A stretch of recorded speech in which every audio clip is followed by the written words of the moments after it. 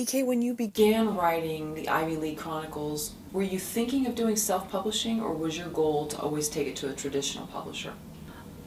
My goal was always to take it to a traditional publisher, but my agent, a literary agent.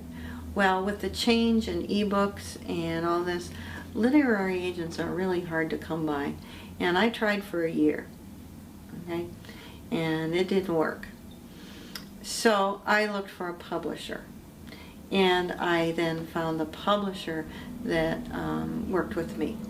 Now, in publishers, that doesn't mean that they're going to publish your book for free, okay? So I'm not self-publishing. Self-publishing means that you do the marketing, you get the book cover done by someone, you hire all this stuff out individually.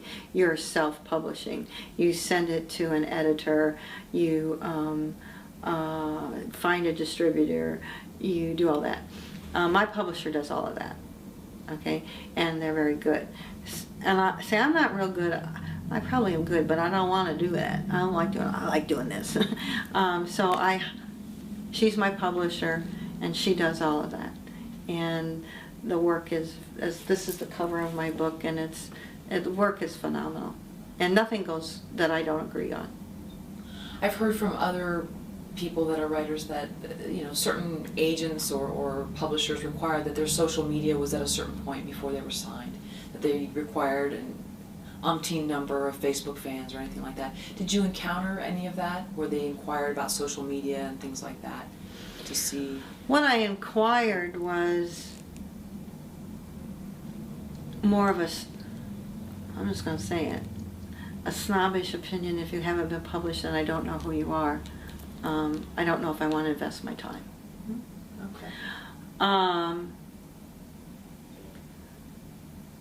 So from that, I came to realize that they need to meet me and believe in me, because I'm just not a writer. I'm a writer. You know, I want to do this as a living. I'm just not doing it because I want to write a book. I'm very as I now said, goal, and I'm serious. And so I will do what it takes, if I can, to get this out, be successful, movie, HBO, whatever. That's my goal. And so maybe they think, you know, you had to, you know, Matt Damon and Ben Affleck ran around forever trying to get somebody to read their screenplay, and finally somebody did. So I feel kind of like that, you know. I have something good. And so, you know, you get all the doors slammed, and I'm sorry I wasn't known. I'm sorry I'm not known yet. Oh well. So I found someone that's willing to go the extra mile, that I like, and I like their work. And the contract was okay. The second book, the contract will be a little bit different. But you know, you just got to take all this into consideration. But literary agents, it's because they pay for everything, see, and it's very, very hard. That's why people say self-publish. But so I'm kind of self-published, but I'm not. You know, and they're doing all the social media, big time. They're finding the awards to put me up for, and my book's only been out a month, so you know, it hasn't been that long. And I'm doing all this in a month, so I'm being put up for awards. I'm on social media. The other day we checked over 80,000 hits on something. In Barnes & Noble. My book online is in over 18 countries. Denmark, India, Australia, China, you know, in English obviously. And all this has happened within 30 days. So if that's any indication, and even you all coming to interview me, any indication of what's in store, well, I'll do what I have to do, because my publisher said to me, "How did you write such a good book?" It's not good. You know, I told her, I said, "I told you it was good." She says, "Everybody says their book is good." But it is good. And I think the second one will be even better.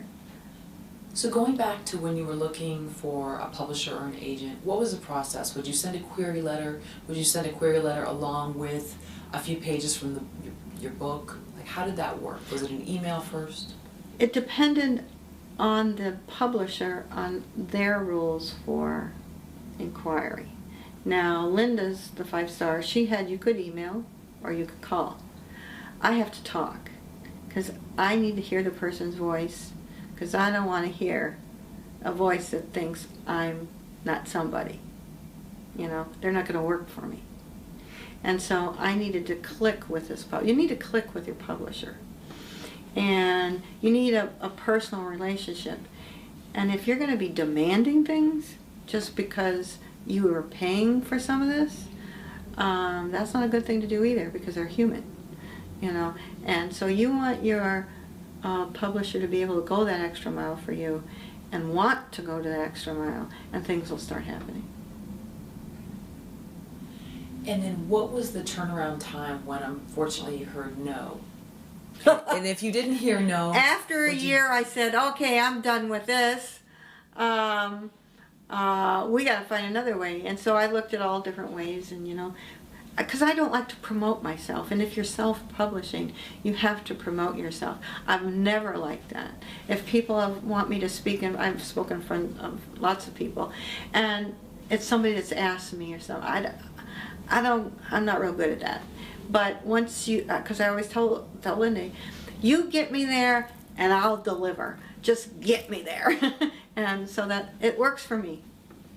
Right. So you said a year you tried something? Well, I mean, I tried finding a literary agent. Oh, okay. I tried, and that's by filling out all these long forms, sending the first chapter, and getting rejected.